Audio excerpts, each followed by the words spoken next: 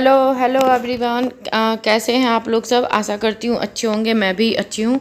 आरुष भी पहले से ठीक है, बट ये जो ब्लॉग है ना, ये 2-3 दिन का है। तो ये फ्राइडे का है, जब आरुष की तबीयत बहुत ख़राब थी। तो उसके नेक्स्ट डे का है। तो उसको कुछ भी खाने का मन नहीं कर रहा था, उसको केक खाने का मन कर रहा था। तो बाहर का केक तो हम दे नहीं सकते थे, तो मैंने घर में ऐसे ही आटे और सूजी का सिंपल सा केक बना लिया। तो ये हेल्दी भी था, क्योंकि सूजी और आटा इसमें था, मैदा वैदा कुछ भी मैंने यूज़ नहीं किया था इसलिए।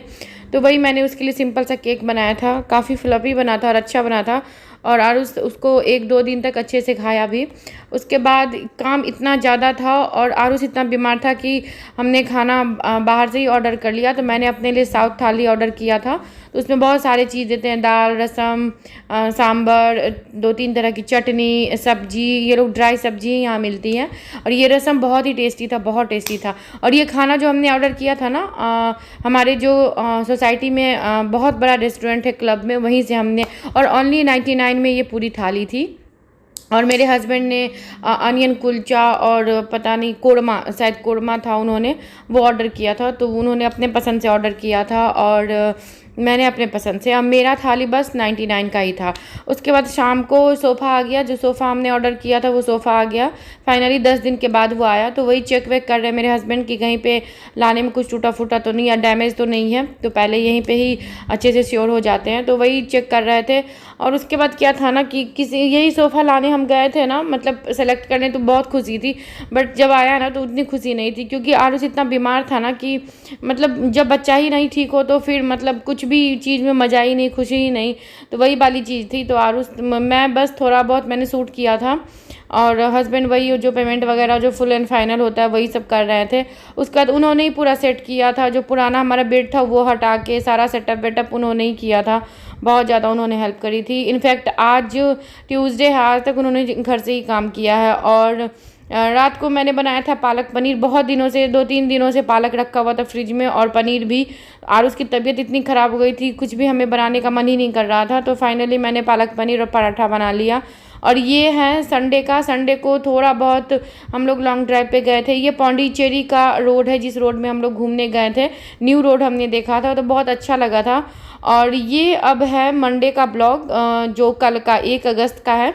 तो आरुष ठीक था, बट आरुष के स्कूल में ना लोकल कोई हॉलीडे था, तो इसलिए स्कूल उसका बंद था। तो मैंने सुबह में उसके लिए सिंपल सा सूजी का उत्पम बना दिया था, जो उसने खाया था। और उसके बाद दिन में मैंने बनाया था मटर पनीर, जिसकी रेसिपी मैं अलग से डालूँगी।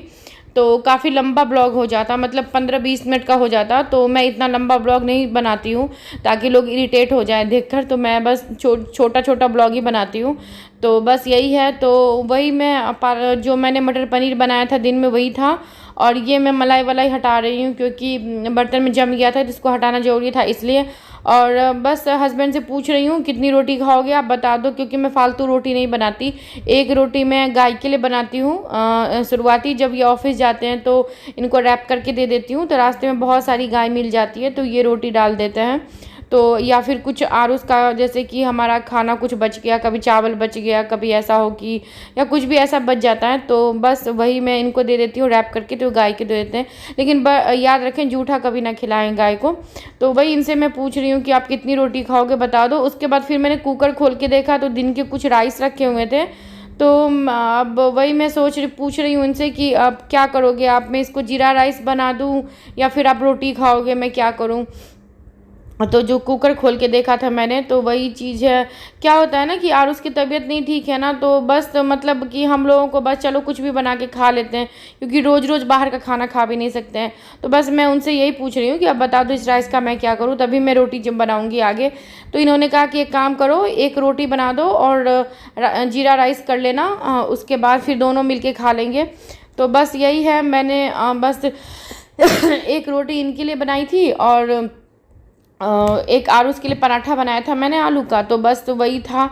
तो ज़्यादा टाइम नहीं लगा था। बट मेरे को खाना बनाने ज़्यादा ना क्लीनिंग में टाइम लगता है, क्योंकि रात को मैंने अपनी ब्लॉग में कितनी बार आप लोगों को बताया हुआ है कि रात को ना मैं बिना क्लीनिंग करके सोती ही नहीं हूँ, क्योंकि मतलब मुझे ना बेचैनी सी रहती है किचन अगर मेरा गंदा हो तो बस यही था। उसके बाद बस ये हॉल में बैठे रहते हैं, आरुष खेलता रहता है या कुछ काम करते रहते हैं ये, तो मैं ऐसे ही किचन से इन लोगों से बात करती रहती हूँ।